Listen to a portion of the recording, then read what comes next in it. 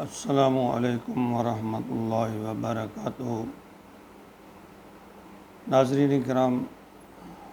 درس قرآن کے سلسلہ میں آج کا ہمارا سبق سورۃ آل عمران آیت نمبر 121 ہے۔ اعوذ باللہ من الشیطان الرجیم، بسم اللہ الرحمن الرحیم۔ وَإِذْ غَدَوْتَ مِنْ أَهْلِكَ تُبَوِّئُ الْمُؤْمِنِينَ مَقَاعِدَ لِلْقِتَالِ وَاللَّهُ سَمِيعٌ عَلِيمٌ۔ اس آیت مبارکہ میں اللہ رب العزت نے جنگ احد کا کچھ نقشہ کھینچا ہے۔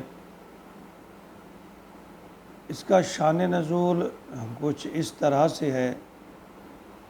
کہ سن 2 ہجری میں رمضان المبارک کا یہ مہینہ تھا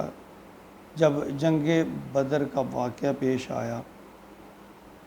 جس میں کفار کے مسلح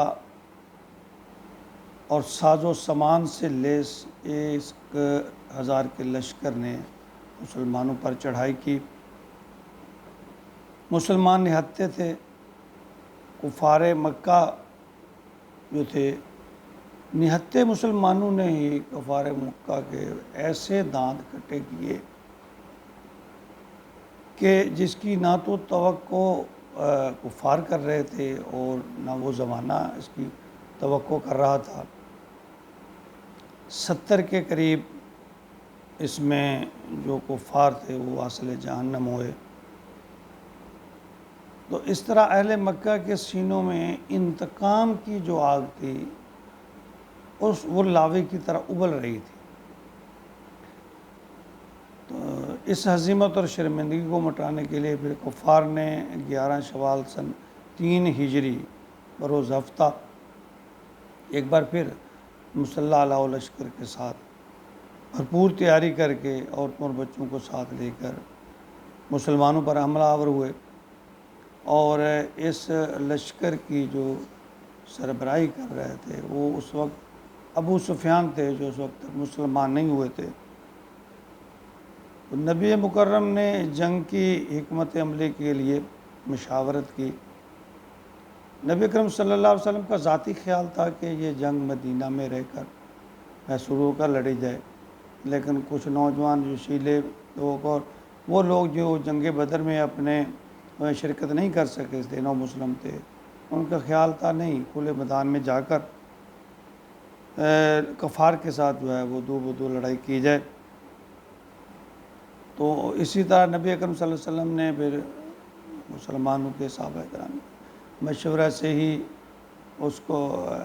یہ خیال بدل دیا، اور پھر میدان احد میں جا کر یہ لڑائی کرنے کا فیصلہ ہوا۔ لیکن بعد میں کچھ صحابہ کو یہ احساس ہوا کہ شاید نبی اکرم صلی اللہ علیہ وسلم نے ہماری وجہ سے یہ فیصلہ کیا، تو کچھ صحابہ کرام نے عرض بھی کیا کہ یا رسول اللہ، اگر آپ نے یہ پسند کرتے ہیں کہ یہ مدینہ میں رہ کر مسور ہو کر لڑی جائے تو ہم اس کے لیے تیار ہیں۔ تو نبی اکرم صلی اللہ علیہ وسلم نے فرمایا کہ کسی نبی کے لیے یہ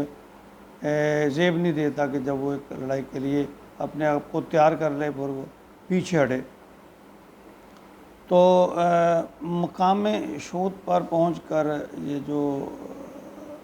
منافق تھا عبداللہ بن ابی، رئیس منافقین،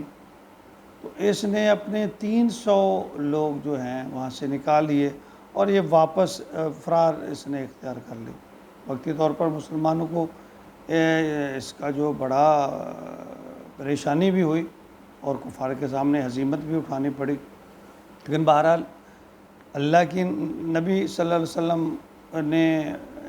احد کی جنگ کے لیے اس کو ترتیب دیا کہ جو پہاڑ تھا احد کا، اس کو پشت پر رکھ کر آپ نے مسلمانوں کی صف بندی شروع کر دی، اور اس میں ایک درہ تھا جس پہ آپ نے عبداللہ بن زبیر کو 50 تیر اندازوں کے ساتھ اس پر متعین فرمایا کہ یہ جو درہ ہے آپ نے نہیں چھوڑنا۔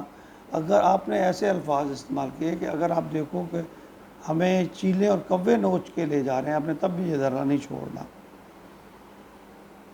تو بہرحال اس میں یہ جو حالات ابتدائی وہ بیان کیے گئے ہیں، اللہ تعالیٰ نے بیان فرمائے ہیں۔ وَإِذْ غَدَوْتَ مِنْ أَهْلِكَ تُبَوِّئُ الْمُؤْمِنِينَ، اے نبی یاد کیجئے، وَإِذْ غَدَوْتَ مِنْ أَهْلِكَ، جب آپ گھر سے نکلے تھے، تُبَوِّئُ الْمُؤْمِنِينَ مَقَاعِدَ لِلْقِتَالِ، اور مسلمانوں کو جنگ کے لیے ان کی مورچہ بندی پر تیار کر رہے تھے، مامور کر رہے تھے۔ یعنی آپ غزوہ احد کی صبح حضرت عائشہ رضی اللہ تعالی عنہ کے حجرہ سے تشریف لائے، اور جنگ کے میدان میں پہنچ کر آپ نے جو ہے وہ اس طرح صف بندی اور مورچہ بندی